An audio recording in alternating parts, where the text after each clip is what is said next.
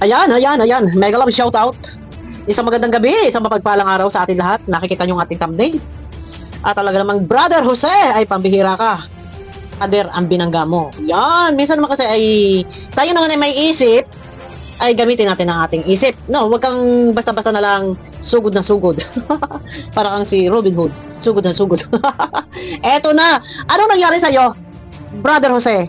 At tunay naman talaga guys. Isipin baga naman ninyo. Pag, ito noon pa ito eh. Nang pagputok yung kay Dave na ito ay winakwak ng mga bakla, nagpost, ito lang naman June 1, nagpost itong si Brother Jose. Ay hindi ka nagbabago hanggang ngayon. Noon ka pa, ilang taon na lumipas. Baka hindi niyo po nakikilala ito sa mga hindi nakakakilala. Ayan. Si Brother Jose, ay kilala ko na po ito, 5 taon na ang lumipas. Na talagang ito po ay sabihin na nating utak bulinaw. Sabihin nating utak ipot. Yan, sa madaling salita. Bakit? Ay, sumasaluwat sa iisang tinig, sa magkakaisang damdamin. Kung ano yung majority na pinaniniwalaan ng tao, sasalungatin po niya yan. Iyan po yung ugali talaga niya. Kasi basher po ito. No, sa mga hindi nakakakilala, John 1, pagputok ng issue kay Dave, nag-post agad. Hindi lang natin napansin ito, no. Pero ang dami na nagtimbre sa akin. Sa mga hindi nakakakilala, 5 taon na nakilala ko po itong si Brother Jose, na talaga po ang utak nito ay sabihin na nating malabnaw. Sorry,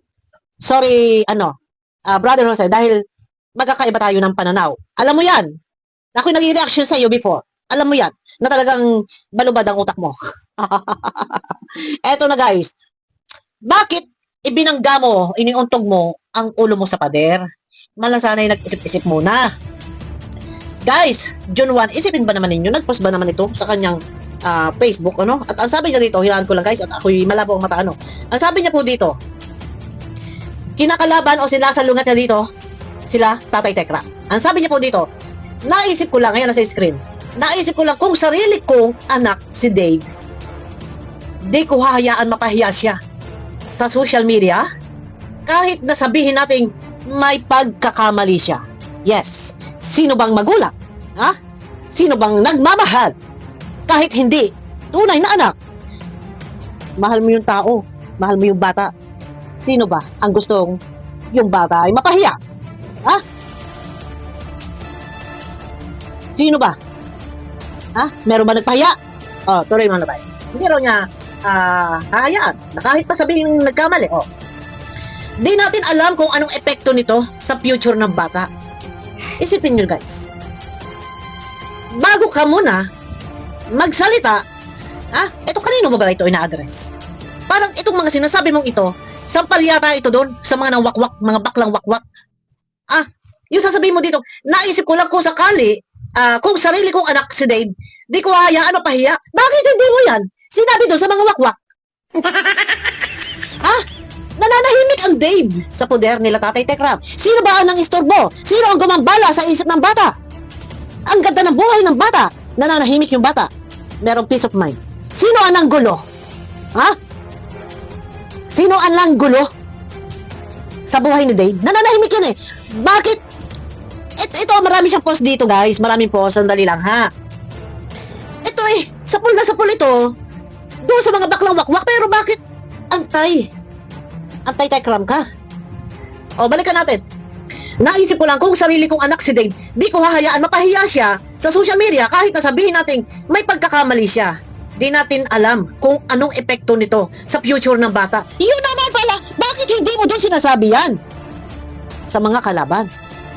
Sa mga wakwak. Bakit dito parang kontra ka or galit ka or binubutasan mo ang nag-aruga sa bata o ang nakadiscover sa bata? Bakit parang lumalabas ay masama pa? Nananahimik si Dave, ang sarap ng buhay. Binalabog eh. Diba? Binalabog ng mga bakla. Sino ngayon nasisisihin mo? Si Tatay Tekram ba? Sino ba ng bulabog? Yung mga wakwak na bakla. Ay, di ka nasisihin mo. Kasi nananahimik si Dave eh. Natutulog ng mahimbing? Oh, alam mo yung gets mo ba yun? Baka hindi mo naintindihan. Ang ibig ko sabihin, kung natutulog ng mahimbing, ibig sabihin may peace of mind, tahimik, payapa, sa poder nila Tatay Tekrap, binulabog ng mga wakwak. O, di ba? So, sino dapat sisihin? Kung nagkaroon ng kaguluhan. Ha? Sino dapat sisihin? Yun ang dapat pag-aralan mong mabuti, ha? Di natin alam kung anong epekto nito sa future ng bata.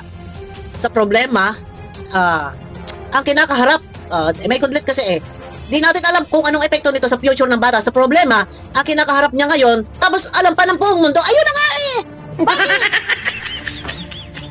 Alam pala ng buong mundo, ano ba ang problema? Ano problema mo?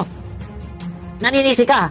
So, kung ito man ay napag-uusapan or nailalive or naitatapik, naitatakil ng ibang mga reaktor or nababas, buong mundo ng babas, kasalanan nito. Kasalanan nito nila Tatay Tekrap. Ha? Ay nananahimik yan. Si Dad, kila Tatay Tekrap. Kumakain na 3 beses sa isang araw. Nakakatulog ng mahimbing. Sa magandang higaan, aircon. Ha? Tahimik binulabog ng mga baklang wakwak. Ay di yun nasitahin mo. Yun ang patamaan mo. Ha? O. Utak naman, gamitin mo naman. Di ko sinabing tama si Dave o mali siya. Sino ang sinasabi mo ditong mali? Ang sinisisi mo? Na kung na nababa si Dave? Yung mga wakwak o sila Tatay Tekrap? Hindi mo nga sinasabing tama o mali, ha? Si Dave. Ang point ko lang naman, bilang isang pamilya, bigyan nyo rin dapat ng kahihiyan. Wow, may kahihiyan ka pang nalalaman. Ha? Sabi ko nga, uulitin ko sa iyo. Natutulog yan ng mahimbing. Ha? Kumakain ng 3 araw. Alam mo yung ibig ko sabihin ng natutulog ng mahimbing? Payapa at tahimik na namumuhay sa loob ng compound nila Tatay Tekrap. Walang problema, walang issue, walang kahihiyan. Sino ang nagbigay ng kahihiyan? Sino ang nagbigay ng sakit ng ulo? Sino ang may kagagawan kung bakit nababa si Dave? Eh di yung mga baklang wakwak. Na brainwash si Dave kasi nakikipagkuntakan, may komunikasyon through city. Oh. Siyempre bilang ama, masakit sa isang magulang. Masakit sa isang nagturing na magulang doon sa isang bata na ganun-ganun na lang yung gagawin. Pwede bang hindi pag-usapan? Pwede rin bang hindi ipaalam sa mga viewers na nagmamahal sa bata na ma-update sila kung ano nang nangyari sa kanila, sinusuportahan? Ha? Brother Jose? Oh, gamitin mo ang utak mo. Pwede bang gawing privado yung usapin? Ang dami sumusuporta. Nawawala yung bata. Manghihingi ng update. Bakit walang vlog kay Dave? Ano ba naisip mo? Ano? May naiisip ka dapat, ano sinabi mo, ang point ko lang, bilang isang pamilya, bigyan nyo rin dapat ng kahihiyan. Hindi Manalastas family ang gumawa ng problema para sabihin mong bigyan ng kahihiyan. Walang ginawang masama ang Manalastas family. Sila ang binigyan ng problema ng mga wakwak na bakla. Ano mo siya? Ha? Nananahimik? Si Dave. Pinakialaman ng mga wakwak na bakla. Bakit hindi sila yung sitahin mo? Ano ba namang utak ka sa lungat ka? Ha? Kahit kailan, sa loob ng 5 taon, talagang nagibang ang utak mo. Utak ipo talaga, kahit kailan. Ha? Wala kang dapat sisihin dito na sana binigyan man lang ng kahihiyan. Ano? Hindi sila Tatay Tekrap ang gumawa ng issue. Hindi sila ang nagwakwak kay Dave. Pinasok sila ng wakwak. Dapat dun mo yan sabihin sa mga wakwak. Kahit kailan ka talaga, nagibang ang utak mo. Ang point ko lang, bilang isang pamilya, bigyan nyo rin dapat ng kahihiyan. Yan, nasagutan natin. Di ko masyadong alam ang istorya, yun ang katangahan mo. Di ko masyadong alam ang istorya, yun ang katangahan. Ha? Huwag tanga. Papasok ka, bigla kang atake, hindi mo pala alam ang kwento. Ha? Buti pa ako may alam. Dahil kung natatandaan ninyo nun, yan, sinubaybayan ko yan nun Ako, wala pa ako sa Kalingap, sinubaybayan ko yan, panahon ng pandemic. Yan ang sinasabi ko sa inyo sinasabi ko Kung may entra ka na wala kang alam, ano naman ang utak mo? Hangin. Bago ka pala umentra, mag-research ka muna. Nasa ganun ay alam mo, pero nanindigan ka na. Ang dami mo pa rin mga sunod-sunod na post. Wala ka palang alam, pero umiimpla ka. Ayan o, di ko masyadong alam ang istorya. Yun naman pala. Hindi mo pala alam ang istorya. Isa, yun nakatangahan talaga. Sorry po. Kilala ko po ito matagal na, 5 years na. Katunayan, nakakaribatal ko na rin po ito, 5 years na. Yun talaga ang utak niya. Pero ang ano dito kay Brother Jose, kahit nandun ka na sa puntong katotohanan, na kailangan ipatiig or kailangan ma-absorb ng utak niya yun. Kahit anong explanation mo. Sorry. Pasok dito, lusot dito. Talbugan po yan. Yan po, si Brother Jose. Kahit talagang daanin mo sa santong dasalan. Hindi talaga yan po, nakakaintindi. Hindi talaga niya ma-absorb yung sinasabi niyo or talagang nagmamaang-maangan at nagtatanga-tangahan na kahit alam niya na yung katotohanan, pilit at pilit niya isisiksik yung kanyang katwirang baluktot. Yan po yan si Brother Jose para sa mga hindi nakakakilala. No? Binangga mo, pader. Ito, nandito pa tayo, Di ko masyadong alam ang istorya kung paano nagsimula na, yun naman pala, ay kaya naman pala, ay pambihira, ayan na. Di ko masyadong alam ang istorya kung paano nagsimula na mai-public ang problema nila, ang problema nila sa pamilya Manalastas. Oy, kayo to, tama nga yun. Tama kayo sinabi ko kanina. Ang sabi niya dito, di ko masyadong alam ang istorya kung paano nagsimula na mai-public ang problema nila sa pamilya Manalastas. Yun nga ay minuminuto ka bagal, tanga. Tanga mo pala.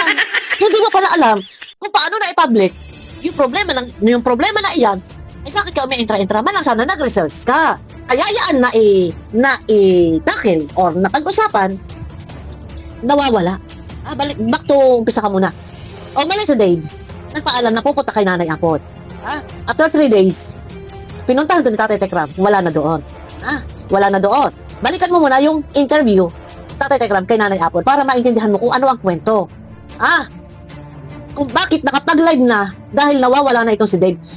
Noong nagpunta kay nanay niya, Brother Jose, makinig ka. Nagpunta kay nanay niya, kay mama niya, ang paalam ay bakasyon lang or pupunta lang kay mama niya. Yun pala, tatakas na. So, wala na, nakatakas na. So, siyempre, nagkagulo na. Naghahanapan na. Hindi makontak. Yun pala, naandoon sa mga baklang wakwak. Gets mo na. Ano pa, ang dahilan? Ano ang pinalabas na dahilan na kung bakit umalis? Alam mo ba? Yan ang hirap dito. Mamalag-malag. Kayo, mga kapambihira, anong masasabi nyo? Yan, humihingi siya. Dito, nababas ka. Nababas ka dito sa post mo. Di ba? Yun ang sinasabi ko. Minsan bago tayo magsasalita, gagamitin yung utak.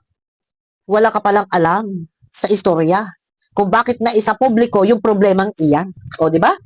Syunga. Ayun ang tawag doon. ay nako. Eto na.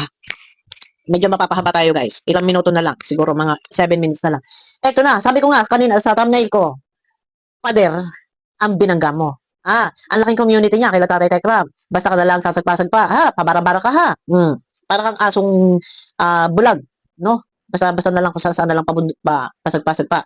Eto na. Ang laki ng talaga ng inuuntog mo yung ulo mo sa pader, Brother Jose. Isipin mo, Kuya July Paunil, inipost mo pa, kasama pa si Michelle Japina. Idagdag mo na rin ako na ipopost mo. Dahil before, ipinupost mo na rin ako. Yan ang sinasabi ko sa iyo dito pa lang, kay Kuya July Paunil at kay Michelle Japina. Laglag ka, shoot. Ano na to? Shoot na to. Talaga. Ang laki ng binangga mo. Community nila Tatay Tekram. Gaano karami yung viewers niya? Michelle Japina. Pinos mo din, sinama mo dito. Kuya July Paunil. Idagdag mo na ako dito at aaraw-arawin kita. Ipinos ni Brother Jose si Kuya July Paunil. Ayan. Naka-live si Kuya July. Yun yung topic na ngayon dito. Babalikan natin yan. Ating re-reviewin. Kung ano ba yung topic ni Kuya July nung nakaraan. Pero ito, babasahin ko muna kung ano yung ni-post dito. Ipinos si Kuya July Paunil, ang sabi dito, nadula si Paunil. Yan Nadula si Paunil. Dagdag content daw kay Tekram. Ano ibig sabihin nito? Brother Jose, ano ibig mo sabihin? Nadula si Paunil, dagdag content daw kay Tekram. Di daw sila lugi. Wow, talaga naman Ito, ganito yan Ganito yan mag-umintra. Ganito yan. Pero ano to? Pag nagsasalita to, hindi naman niya nagmumura. Pero talagang wala nang tigil. At yan si Mukbang Boy eh. Kain ng santol, no? Yung nag-uot-ut pa yan ng buto ng santol. Ayan.